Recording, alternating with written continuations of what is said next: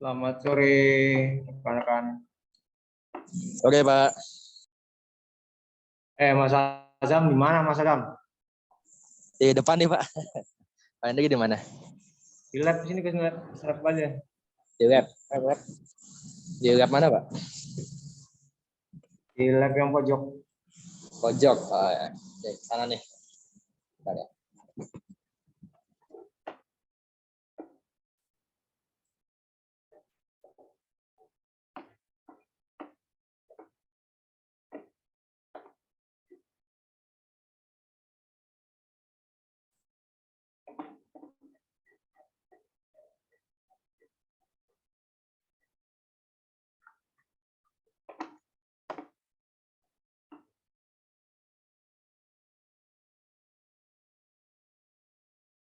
Kita itu pertemuan 10 ya nih. Nah, Anda lagi di kereta ya mana ada ya?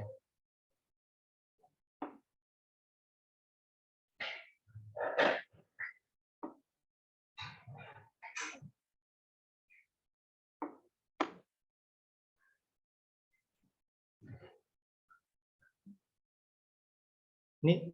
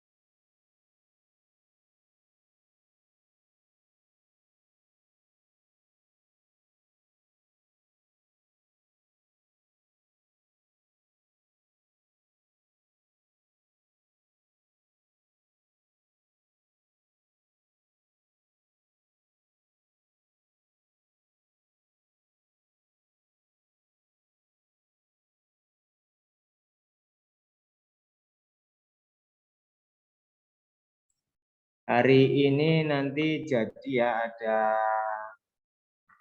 dosen tamu dari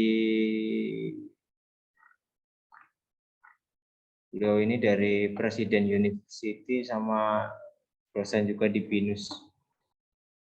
Kita sambil nunggu nih. Mudah-mudahan jadi datang.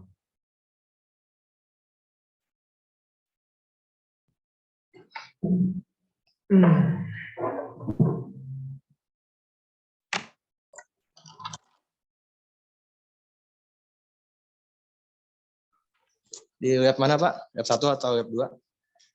Lab 2 yang dekat-dekat sama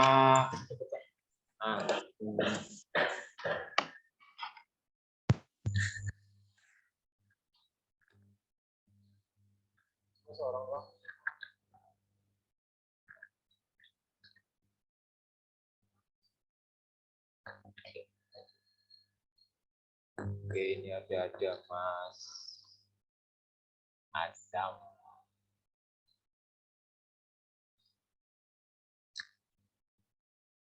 Azam sudah di kampus yang lain.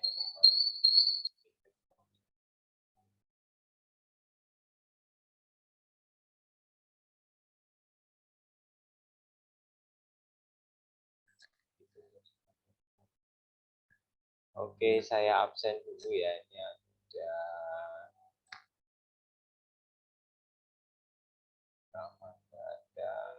Angga yang Hadir, Pak.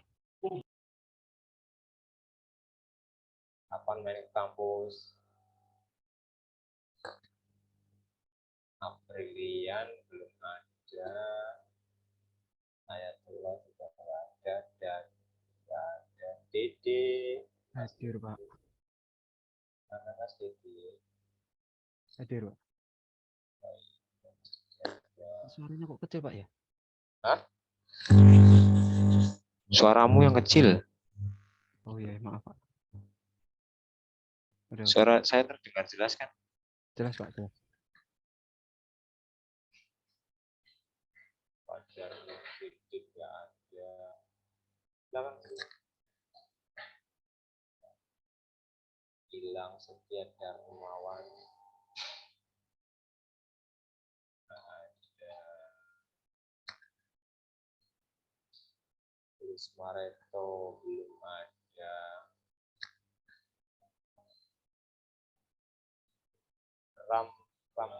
Ramlan mana Ramlan?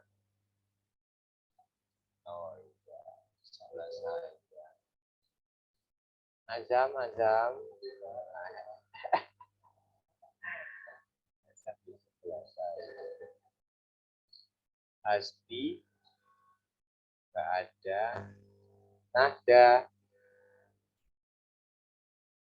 Hadir, Pak. gimana hadirnya kamu?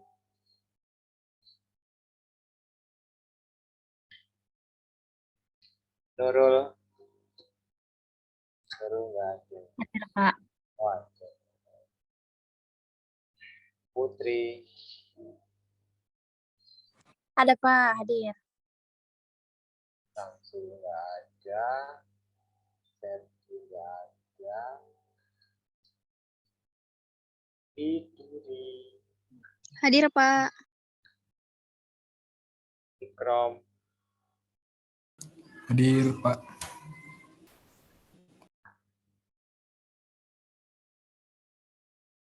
ya. Baik, alhamdulillah.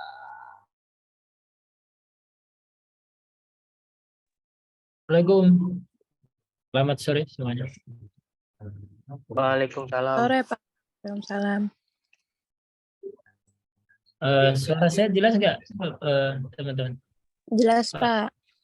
Ada ini, ada suara musik itu nggak ada ya? Nggak apa-apa ya? Jelas ya, kalau jelas. Jelas, Pak. Jelas. Ya, jelas. Selamat datang nih, Pak Heru. Terima kasih Pak Hendri undangannya. Nah, saya sudah absen. Saya buka dulu ya. Bismillahirrahmanirrahim. Assalamualaikum warahmatullahi wabarakatuh. Waalaikumsalam warahmatullahi wabarakatuh. Baik, terima kasih kehadiran dari teman-teman semuanya. Kebetulan saya masih di kampus. Teman dengan Mas Azam dan Mas Ramlan. Nah, kita bertemu. Kita alhamdulillah bisa tatap muka, Pak. Baik, selamat datang juga kepada Bapak Hoerul Ulum. Saya mau share screen dulu. Beliau itu adalah dosen tamu kita.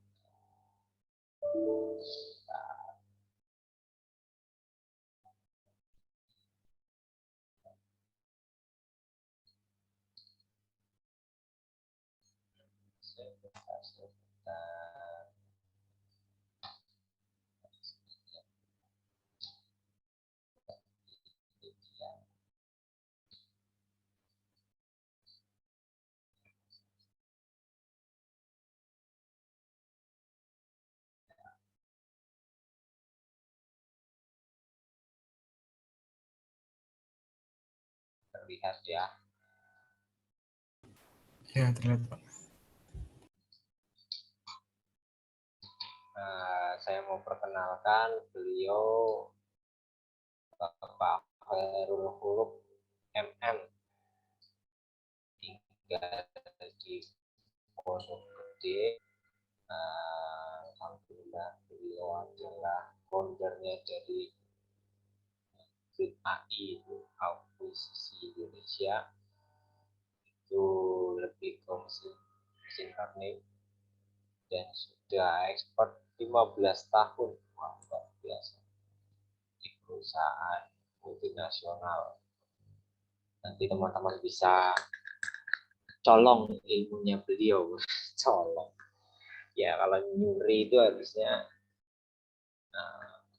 nggak ngomong-ngomong. Nyuri ngomong-ngomong itu apa istilahnya? Nanti bisa nih colong ilmunya beliau. Dan selain di perusahaan, beliau juga mengajar di Presiden University dan BINUS Business School. Selain itu ada lagi ini ada jadi ARD ya Pak ya, betul ya, tentang rekrutmen ini, tentang SDM mungkin. Biasa dan pendidikan beliau S2-nya di BINUS. Ini temannya Pak Nanang ya Pak ya, satu angkatan dengan Pak Nanang ya Pak ya, Pak Herulo. Betul, Pak. Wah, alhamdulillah. Mantap. Kalau ini yang di kampus Alam Sutra ya Pak ya? Di Senayan, Pak, JWC. Oh, saya yang di Anggrek Pak. Oh, di Anggrek ya. Iya. Saya ambil MSc. Baik, itu sepintas saja ya perkenalannya, nanti perkenalan langsung dengan beliau. Saya harap teman-teman bisa aktif mungkin dan menyimak, memperhatikan apa yang sudah disampaikan dengan materi beliau. Untuk waktu dan tempat nanti saya persilahkan kepada Bapak Herfulum. Monggo. Oke. Terima kasih, Pak Hendri.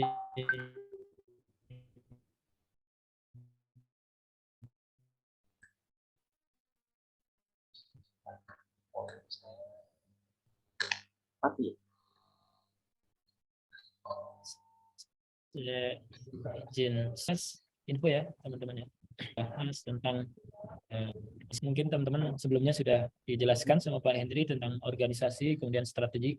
Nah, kali ini kita akan membahas tentang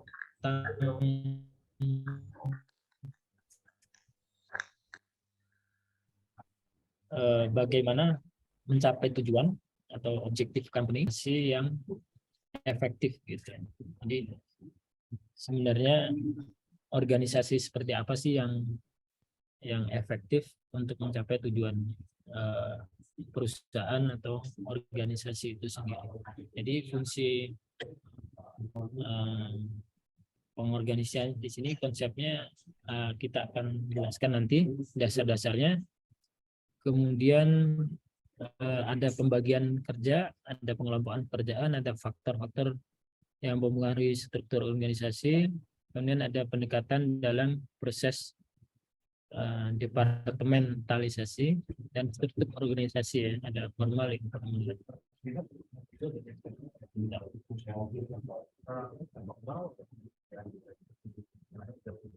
Nah, kemudian tujuannya adalah tadi ya, jadi untuk mengambil keputusan sebenarnya desain organisasi itu yang bagus seperti apa.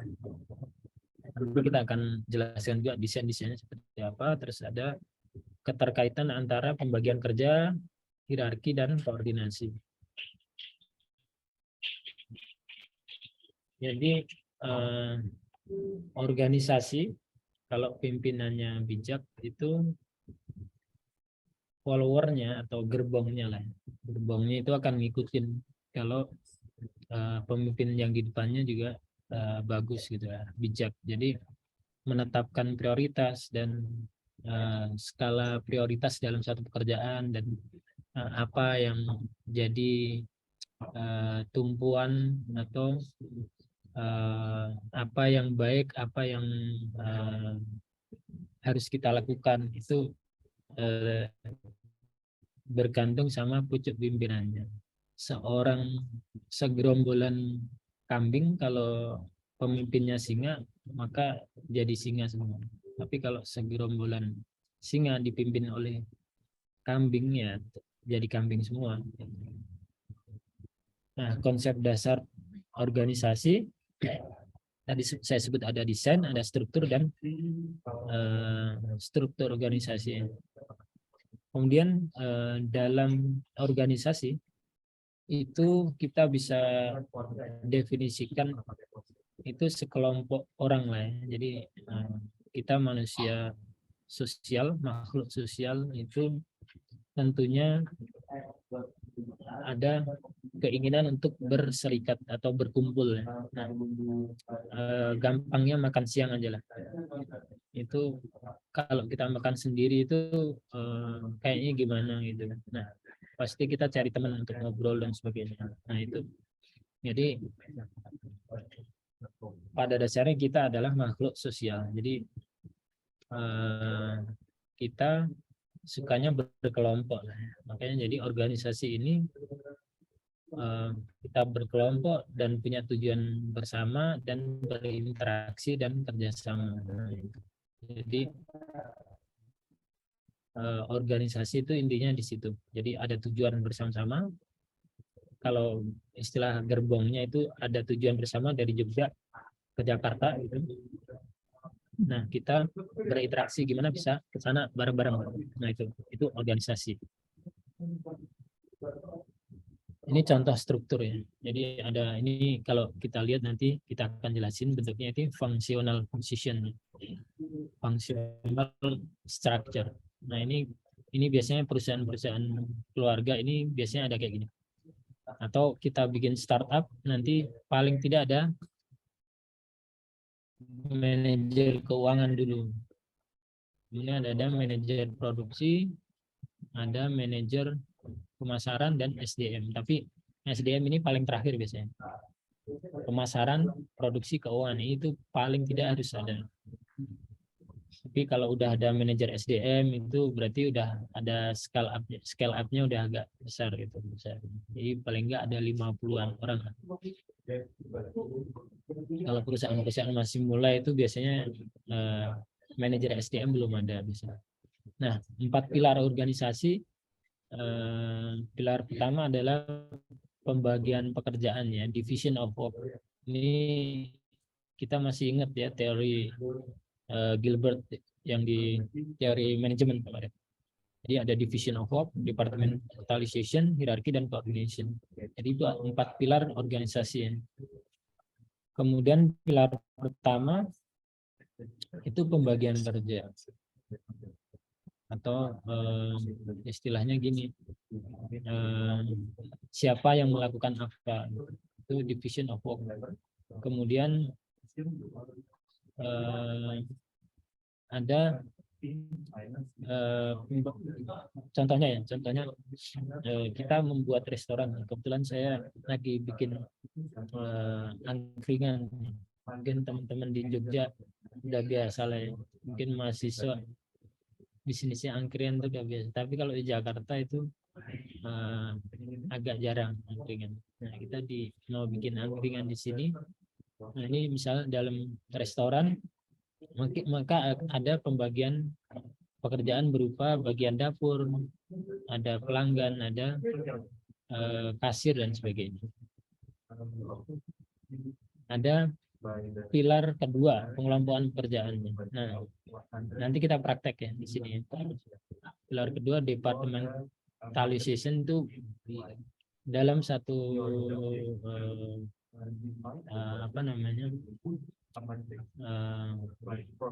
perusahaan atau organisasi itu tadi. Jadi ada bagian tertentu, nah itu dikelompokkan. Nah, kita praktek aja langsung ya. Jadi ini misalnya dalam satu kegiatan apa aja lah ya. Misalnya kemarin ada pemilihan BEM, itu kan di list tuh apa aja sih yang harus kita lakukan gitu. Nah, itu kita list itu pekerjaannya gitu. Nah, pertama misal tadi membuat restoran, memasak makanan berdasarkan berbagai menu, terus kemudian membeli bahan-bahan mentah, sayuran, lauk, buah-buahan, minyak goreng dan sebagainya. Nah, menuliskan menu dan sampai ini listnya ya. Nah, ini nih kita kelompokkan yang mirip-mirip lah ya. mungkin bagi 3 atau 5 atau dan sebagainya. Nah, coba kita bagi yang sejenis lah ya. Misalnya kalau tadi berantakan, misalnya ada kartu berbagai warna, ada berbagai warna, kita samakan yang warna hijau, kuning, dan sebagainya. Nah, itu seperti itu. Nah, ini yang mirip-mirip kita gabungkan. Nah, tadi ada membeli bahan-bahan, kemudian memasak makanan. Nah, ini kita jadikan satu. Kemudian bagian menuliskan menu, terus ada mengantarkan makanan. Jadi ini bagian delivery, kemudian ada menerima pembayaran dan dari pelanggannya, terus membuat laporan harian dan bulanan. Nah, ini kita kelompokkan. Nah, ini kan mirip-mirip nih, pembayaran, laporan keuangan. Jadi jadikan satu, maka itu kita bikin bagian keuangan. Terus yang tadi menu, terus delivery itu bagian pelayanan, terus bagian dapur itu dari bahan sampai jadi makanan. Jadi dari hulu, tengah sampai hilir kita proses. Itu namanya departmentalization. Nah, pilar ketiga itu penentuan relasi antar bagian. Nah, kalau sudah kita kelompok-kelompokkan seperti ini, bentar saya ambil jaketnya, ini kebetulan di kafe kedinginan.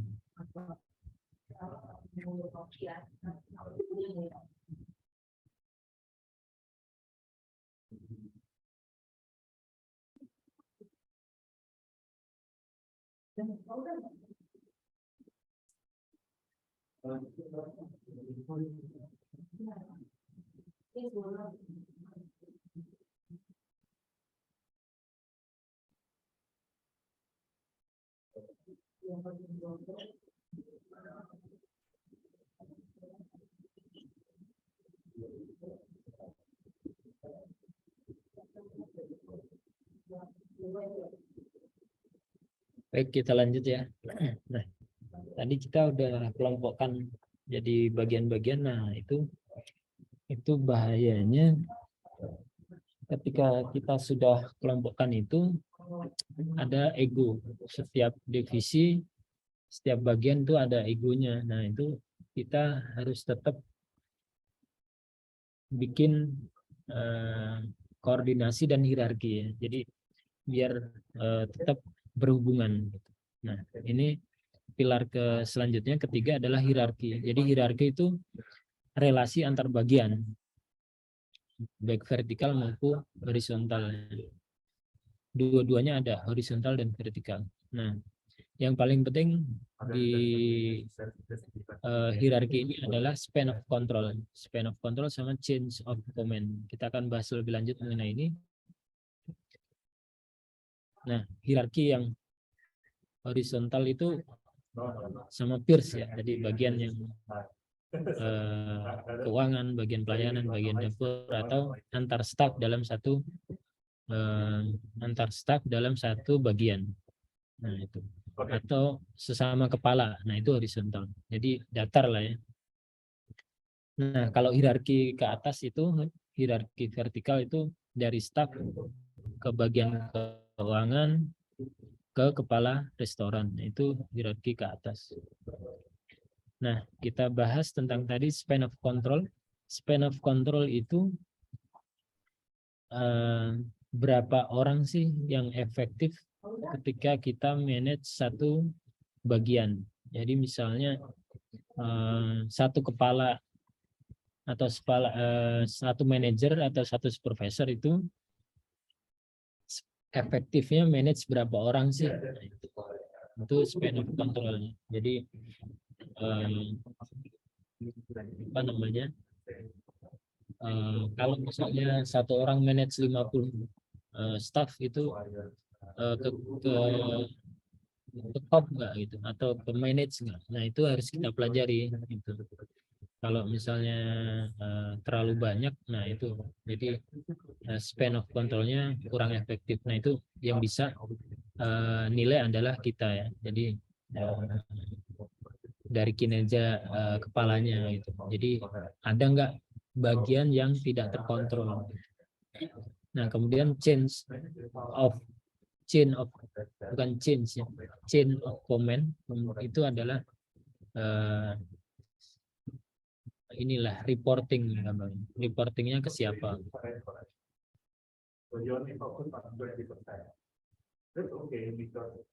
Nah, terus chain of command ini dari restoran tadi ya.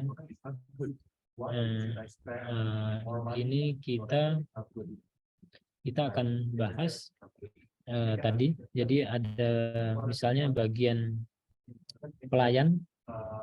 pelayanan ya, pelayan 1, pelayan 2 itu chain of command-nya berarti reporting ke bagian pelayanan. Kemudian bagian pelayanan report ke kepala restoran. Nah, itu chain of command. Jadi bosnya siapa sih? Nah, jenis-jenis hierarki tadi vertikal, horizontal. Nah, yang kita bahas ini bukan horizontal itu ke atas, vertikal ke datar ya, tapi tall sama flat hierarki. Nah, kita lihat ya di sini contohnya ada A, B, C, D, E, F, G. Itu A atasannya, bawahnya 2, C cuma punya bawahan lagi 2, terus D punya bawahan lagi. Itu kalau itu terlalu birokrasi ya. Nah, itu kita lihat hierarki vertikalnya terlalu tinggi. Karena apa? Ada berapa layer tuh? 1, B, D, sama F. Berarti kan 1, 2, 3, 4 ya. Jadi 4 layer. Sementara yang horizontal atau hierarkinya flat ya, kita bilang flat. Flat itu dia hanya 1 lapis. Jadi 1 lapis. Kita akan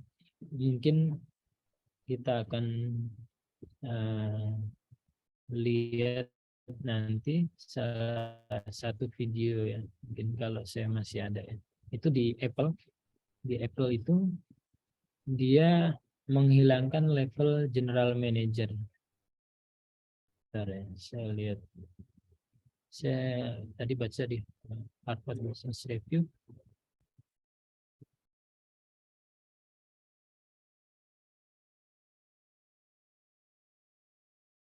Jadi untuk ada biar tidak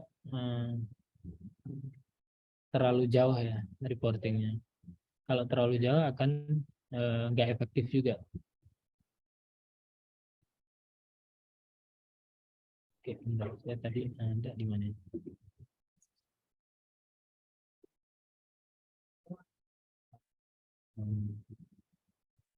Sayangnya nanti mungkin saya share belakangan. Oke. Jadi tadi kalau flat itu jadi 1 row aja. Jadi ini tapi gini, flat-flatnya itu harus melihat seberapa besar ya, organisasinya. Misalnya perusahaan konglomerat atau perusahaan negara holding itu tetap ada hierarkinya juga kadang tall juga, walaupun kita bikin seminimal mungkin. Jadi dari sisi organisasi desain itu misalnya perlu nggak supervisor. Nah, kalau yang hierarkinya vertikal tinggi ini, flat ya apa tall ini, biasanya ini kan A ini itu biasanya general manager, kemudian B-nya ini dia level manager, D ini level assistant manager, baru F ini staff atau senior staff. Nah, saya justru nggak suka kayak gini. Jadi kalau saya sukanya langsung nih, makanya di tempat kita ada vice president, ada langsung ke senior staff atau staff gitu. Jadi saya penganut flat ya. Nah, di Elon Musk, ingat Elon Musk juga pecat berapa manajer itu karena dia penganut yang flat ini juga. Jadi ada satu fungsi-fungsi yang kadang malah jadi apa ya, jadi penghalang. Misalnya kayak F ini. F ini nggak bisa langsung ke A, padahal dia mau menyampaikan ide yang sangat penting bagi organisasi. Atau A itu kadang nggak tahu apa sih pekerjaannya F. Jadi kalau terlalu tol itu seperti itu. Nah, tapi kadang itu tadi seberapa besar perusahaan. Pilar keempat, koordinasi. Nah, ini penting sekali karena tadi jadi tanpa koordinasi ya bukan organisasi. Karena apa? Maling aja itu terorganisir gitu. Apalagi perusahaan gitu. Pernah nggak Anda belajar kelompok tapi belajar sendiri-sendiri gitu? Atau nggak mau ketemu sama teman satu kelompoknya karena kelompoknya sudah ditentukan oleh dosennya gitu. Ya udahlah pokoknya saya nggak mau ngobrol sama dia, yang penting kerjaan kita beres. Nah itu ada ego gitu. Nah ketika kita berorganisasi itu kita harus hilangkan itu karena mau nggak mau kita harus, ini mungkin pelajaran hidup ya yang saya kasih tahu ke Anda semua. Saya sekarang menekunin bidang yang sangat spesial, maksudnya sangat spesifik. Bidang yang saya tekuni dari saya kuliah sampai sekarang, bidang yang saya suka gitu. Tapi pelajaran hidup mengajarkan walaupun Anda melakukan sesuatu yang Anda suka sekalipun, Anda tetap akan melakukan sesuatu yang Anda tidak suka. Dan bertemu atau bekerja sama dengan orang yang tidak suka. Itu sampai mulai sekarang Anda harus paham itu, bahwa kadang kita harus melakukan sesuatu yang kita tidak suka walaupun di bidang yang kita sangat suka, dan kita harus kerjasama dengan orang yang kita tidak suka.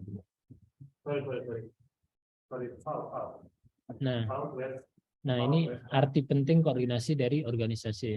Jadi saling ketergantungan atau full interdependent, kemudian saling berketergantungan yang beruturan ya, sequential interdependence. Kemudian ini N-nya hilang. Timbal balik reciprocal interdependent. Nah ini jadi organisasi itu kita dalam satu kelompok itu pasti ada saling bergantung. Nah ini fakta-faktanya mempengaruhi struktur organisasi tadi, skala organisasinya tadi yang sering saya bilang ya, konglomerat, holding itu nggak bisa disamakan dengan perusahaan keluarga. Terus strategi organisasi juga ada teknologi yang mempengaruhi, terus lingkungan. Ini suara musiknya kedengeran nggak, teman-teman? Mengganggu nggak? Kalau mengganggu saya pindah. Enggak kok Pak, enggak mengganggu Pak. Oh enggak. Oke, beberapa pendekatan dalam departementalisasi berdasarkan produk, kemudian berdasarkan fungsional, berdasarkan pelanggan, dan berdasarkan geografis, berdasarkan matriks ya, bukan berdasarkan matriks. Ini adalah gabungan dari salah satu fungsional dan pelanggan, atau fungsional produk, atau fungsional geografis ya. Jadi matriks itu campurannya sebenarnya. Jadi nanti kalau Anda masih baru kerja, Anda kan pasti berharap bosnya satu. Tapi kalau Anda bekerja di perusahaan yang menerapkan matrix organization, itu minimal Anda punya bos 2. Nah itu jangan bingung. Mulai sekarang jangan bingung karena pakai matrix organization. Nah ada satu lagi sebenarnya, McKinsey bikin variabel baru ya. Ada helix namanya, helix organization design. Itu beyond the matrix lah ya. Kalau matrix nanti kita jelaskan, nanti helix saya jelaskan sedikit juga. Nah ini departementalisasi berdasarkan fungsi ya. Tadi ada, kalau misalnya perusahaan keluarga itu ada manajer keuangan, atau misalnya gampangnya kita bikin usaha. Pas saya bikin pertama itu pasti ada masalah keuangan.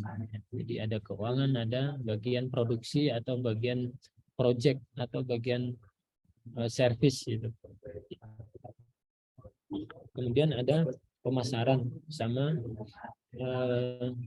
SDM. Nah, tapi kalau awal-awal paling kita di sini doang. Yang kita butuhkan itu paling kita sendiri. Kalau kita self employee atau awal-awal itu jangan langsung semua ada ya. Masih ingat kan Steve Jobs, siapa namanya, Mark Zuckerberg, mereka mulai dari rumah gitu. Mulai dari bagasi dan sebagainya. Steve Jobs itu dari garasi rumah gitu. Nah, pada saat itu apakah dia punya orang SDM? Tentu tidak. Jadi yang dia kerjakan adalah bagian produksi saja. Nah, keuangan dia belum terlalu banyak yang di manage, jadi belum butuh. Nah, tapi setelah dia butuh investment, ada satu orang investment masuk, nah itu udah mulai memikirkan masalah keuangan. Jadi pertama sekali orang biasanya berpikir adalah produksi, service atau project gitu. Nah, kemudian kalau udah ada scale up, orang yang udah mulai banyak tuh ada manajer SDM dan sebagainya. Itu fungsi lah ya, fungsi-fungsi. Nah, ini ada berdasarkan produk. Nah, misalnya produk PT ABC, dia ada ini produknya di sini ya. Produk departmentalization itu ada susu, sabun, pasta gigi dan mie instan. Ini berdasarkan produk. Kemudian kalau belasan pelanggan nih, misalnya tadi ada apa ya? Misalnya cocok popok itu kan ada bayi, ada dewasa. Nah, kalau kita berdasarkan produk, maka kan produknya popok ya. Tapi kalau kita bikin departemennya berdasarkan pelanggan, maka kita bikin bayi sendiri, dewasa sendiri, karena segmentasinya beda. Jadi customer base. Walaupun produknya satu, tapi kalau kita bikin produk ya popok ya jadi satu, tapi kalau pelanggan enggak, bayi dan dewasa bisa. Nah, geografis itu kalau multinational company mungkin region dari Asia Pasifik dan sebagainya. Tapi kalau geografisnya Indonesia mungkin di Jakarta, Bandung, Makassar, Medan gitu, Jawa, Pulau Jawa atau Sumatera gitu. Kemudian matrix tadi ya. Matrix itu adalah gabungan dari fungsi dan salah satu tadi. Kalau ini fungsi dan produk. Jadi produk susu. Nanti orang-orang yang di sini reportingnya kedua. Jadi di bisnis unit susu ini dia akan punya orang keuangan juga yang ditanam di sini. Tapi orang keuangan itu laporannya jadinya kedua, ke project manager bisnis unit susu sama ke manajer keuangan.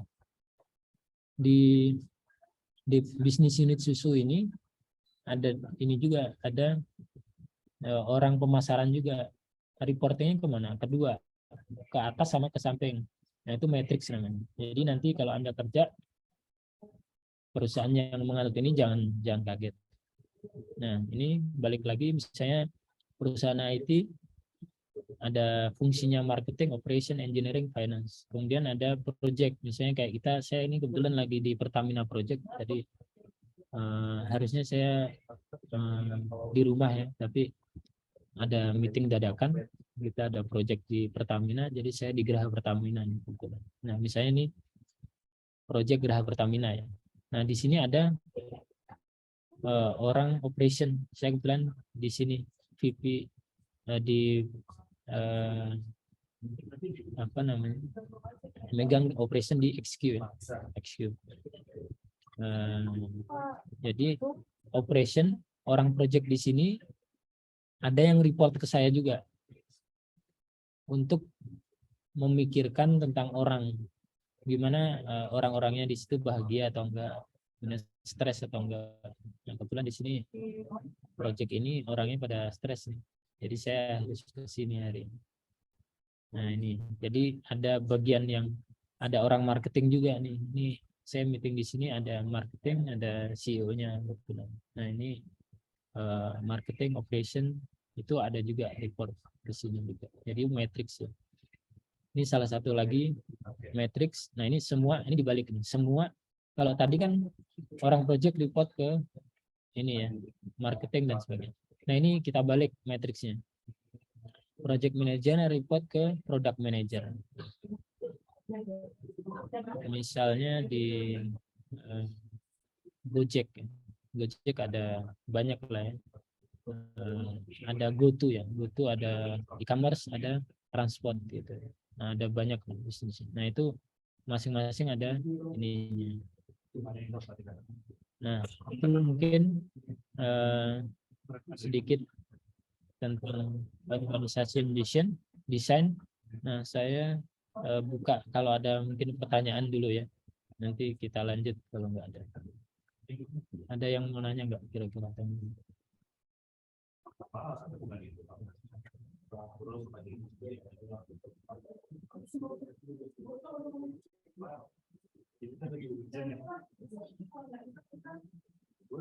Nggak ada? Kalau nggak ada saya teruskan sedikit.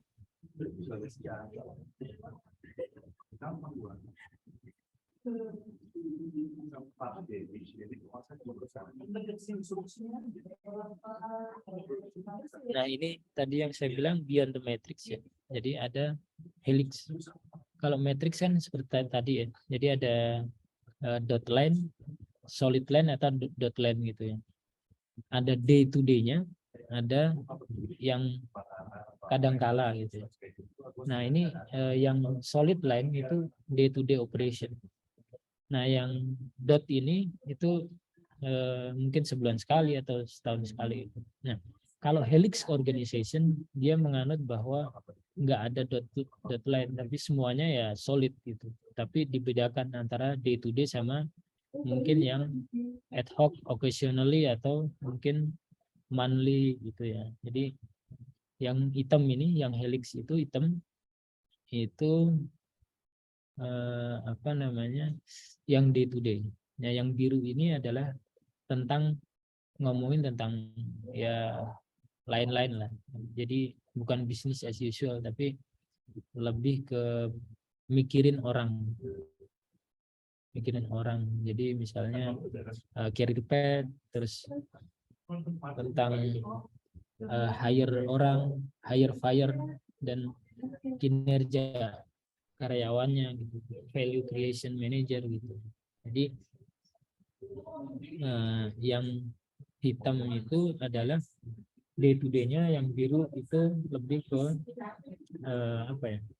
Jadi kalau misalnya kita project ya, nah ginilah gampangnya, kalau Anda belajar kelompok itu kan yang biasanya yang kita pikirkan ya udah penting siapa bagiannya apa kan, misalnya bikin presentasi ya tentang kemarin mungkin presentasi udah, nah siapa melakukan apa itu kan dijelaskan. Nah tapi kita harus memikirkan juga, oh ternyata ada kendala nih di tim kita gitu, atau sebenarnya si A ini lebih cocoknya ini gitu, atau A ini lebih suka ini loh sebenarnya. Nah itu tentang concern individualnya, atau kita karena kita kerja sama orang maka personal objektif itu harus kita pikirkan. Yang biasanya kita hanya memikirkan organisasi objektif ya. Jadi di sini kita harus memikirkan bukan cuma capabilities tapi juga value creation. Jadi apa ya istilahnya, harus memikirkan personal objektif. Jadi ada organization objektif dan personal objektif juga harus kita pikirkan. Jadi career path-nya orang di bawah kita gitu. Orangnya stres atau enggak gitu. Orangnya happy atau enggak sih gitu. Itu harus kita pikirkan juga. Jadi harus intinya kan agile approaching. Jadi flexibility sama stability of the organization. Nah, itu mungkin yuk kita lanjut ke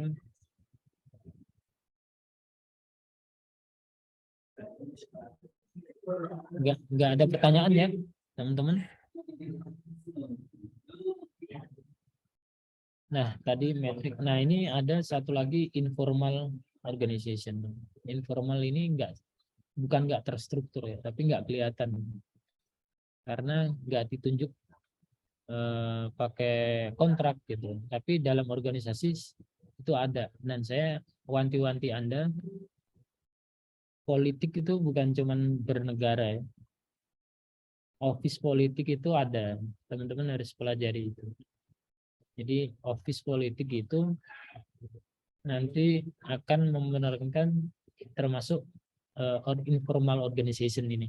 Jadi Anda harus tahu juga bagaimana play safe, bagaimana Anda sudah bekerja dengan benar tapi kok dijatuhkan dan sebagainya. Itu kadang ada office politik dan di luar kekuatan yang formal gitu.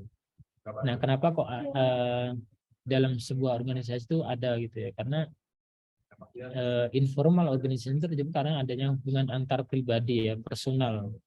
Bisa aja itu keluarganya atau saudaranya dan sebagainya. Terus walaupun orangnya lebih rendah jabatannya, tapi kalau orang tuanya atau kakaknya kan pasti dia tetap menghormati.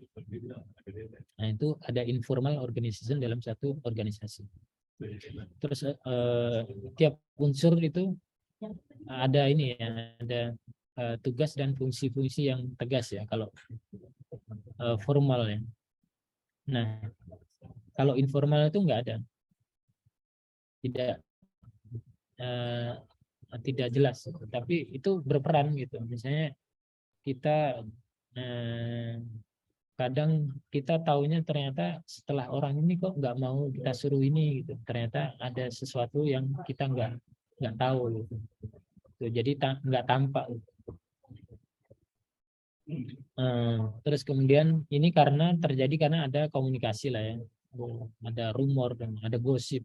Anda harus tahu itu. Jadi jangan baper ketika, nah ini milenial ini disinyalir itu baper terus nggak tahan banting lah. Nah itu Anda harus belajar.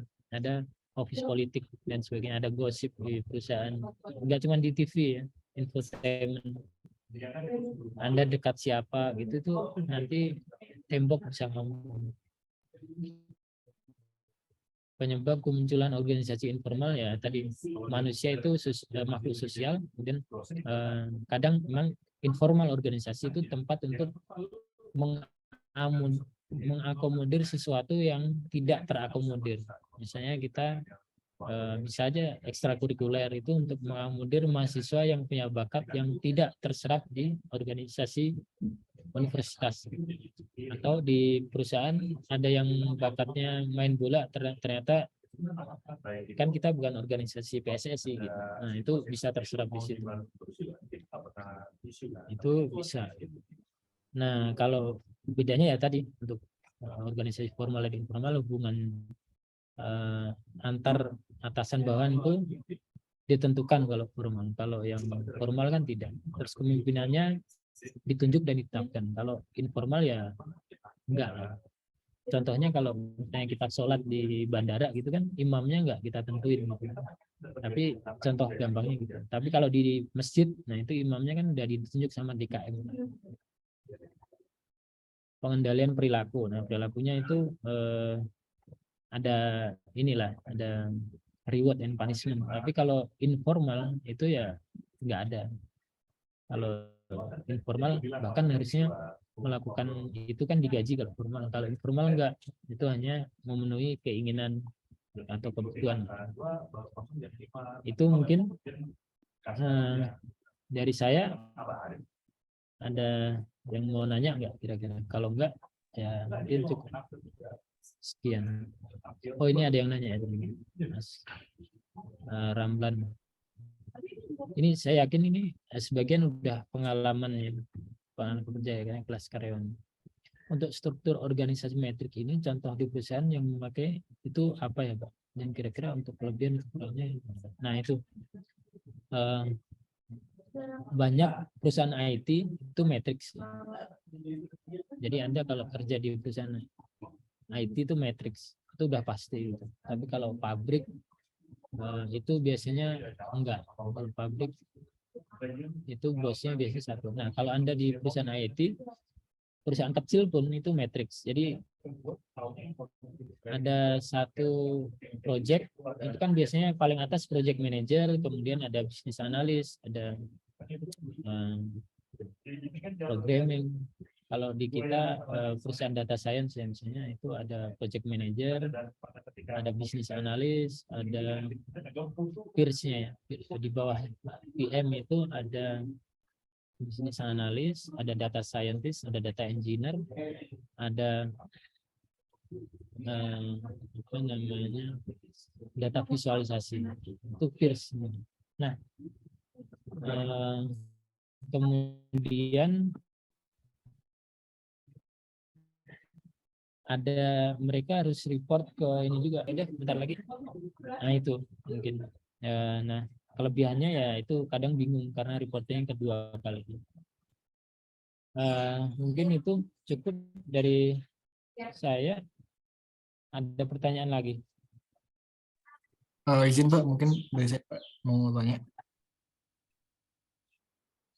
Ya silakan, ada yang mau nanya? Pak, kalau misalkan tadi kan ada struktur organisasi yang flat sama vertikal ya Pak. Iya. Kalau vertikal misalkan ada head division dan ada beberapa step lagi buat ke staff paling bawah ya Pak. Nah kalau dalam organisasi vertikal kayak gitu, ketika staff paling bawah ingin bicara ke head division gitu Pak, itu harus harus runtut atau bisa ke sana langsung Pak gitu.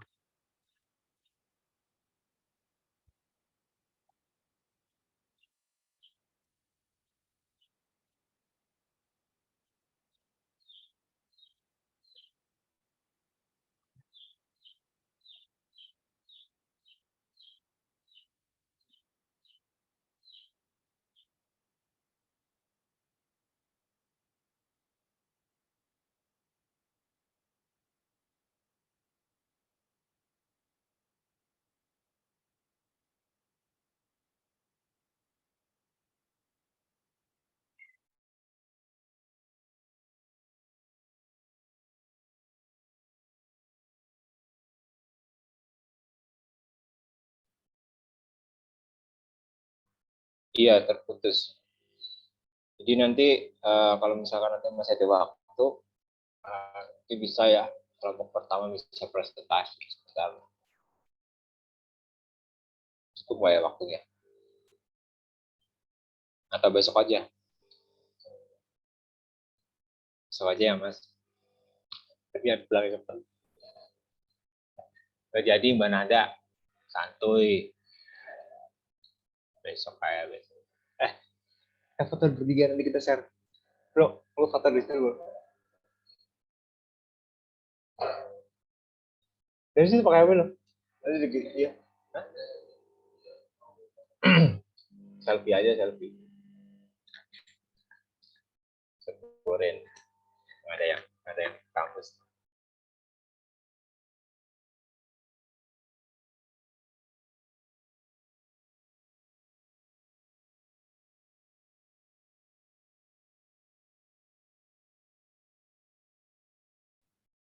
Oke, tadi ada yang belum di absen?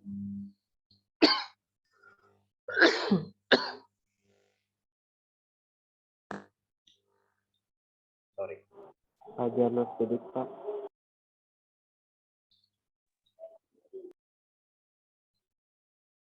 Siapa? Oh, Fajar. Aprilian juga belum. Emang belum udah di absen ya Pak ya? Udah. Aprilian juga belum berarti Pak. Perasaan sih tadi nggak telat. Masa sih? Jangan perasaan lah. Banyak baper. Nanti ada baper sama saya. Bukan begitu Pak. Saya dari tadi sudah di depan laptop kok merasa belum dipanggil namanya juga Pak. Jadi kayaknya belum manggil namanya. Apa saya yang ngantuk kali ya? Pokoknya kamu lah yang salah. Wis, pokoknya laki-laki salah wis. Ya, orangnya semua yang kemarin yang lain juga ada di absen. Alhamdulillah tergabung kembali, Pak.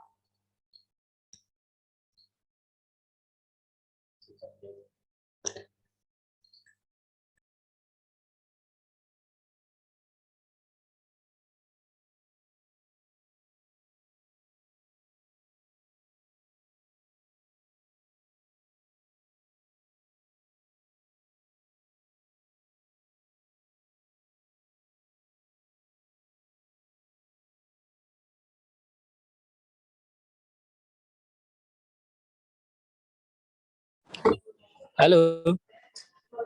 Ya, Pak. Terputus ya, Pak. Iya, maaf keputus, Pak. Nggak apa-apa. Ada yang mau nanya nggak kira-kira, teman-teman? Tadi yang flat organization gimana pertanyaannya? Maaf, tadi keputus ternyata. Oh ya, siapa?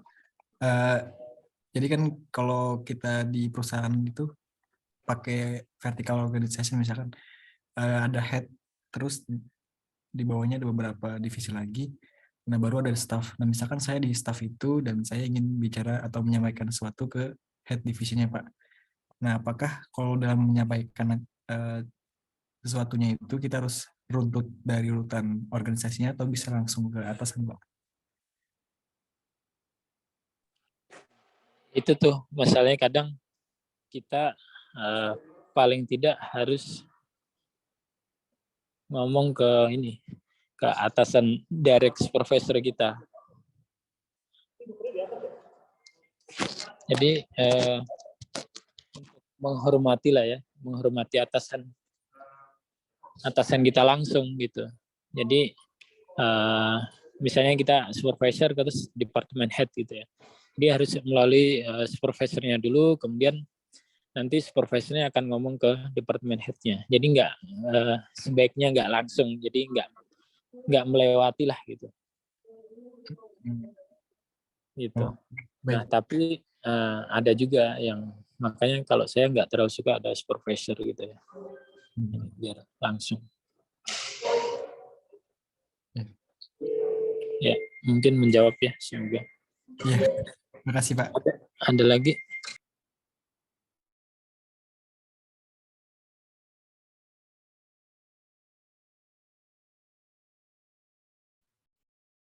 Oh, ada pertanyaan lagi nggak nih dari teman-teman? Mumpung ada pakarnya nih. Silahkan. Biasanya Mas Angga nih yang suka tanya nih.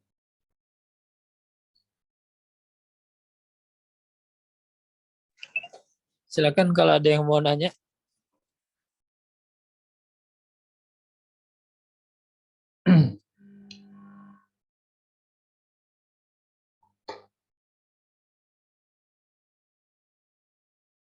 Oke, teman-teman cukup? Atau bagaimana mau tanya?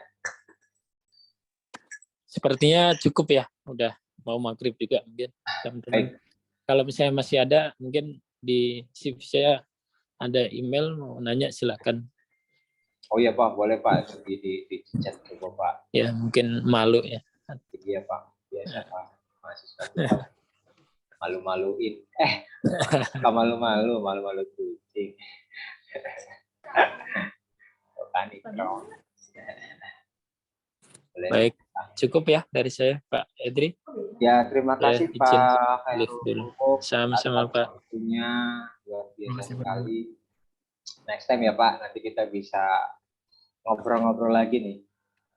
Ya, makasih Pak Edri undangannya. Semoga teman-teman sukses ya karirnya.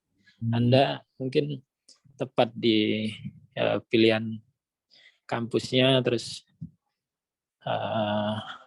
IT juga permintaannya banyak, jadi harusnya karirnya sukses juga nanti. Amin.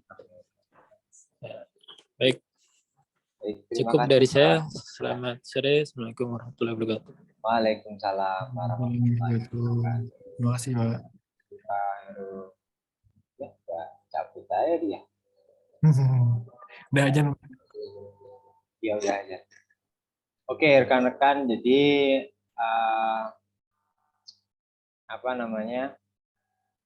untuk presentasi berarti mulai minggu depan ya. Minggu depan berarti nanti ada 2 kelompok yang akan presentasi.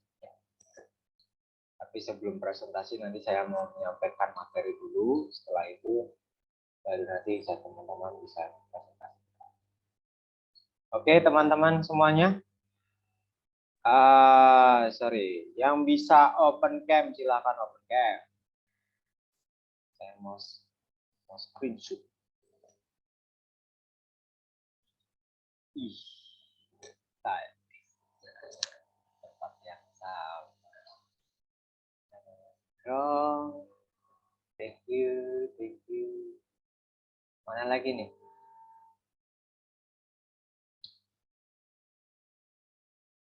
Iya, alhamdulillah ketemu sama Putri juga. Iya.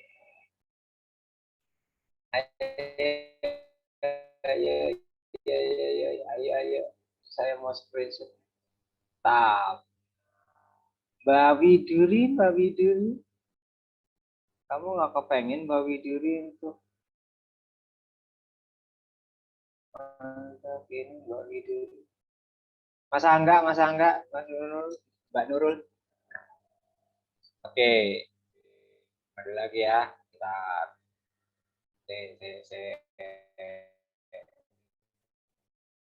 Guys, penting katokan mas kerja.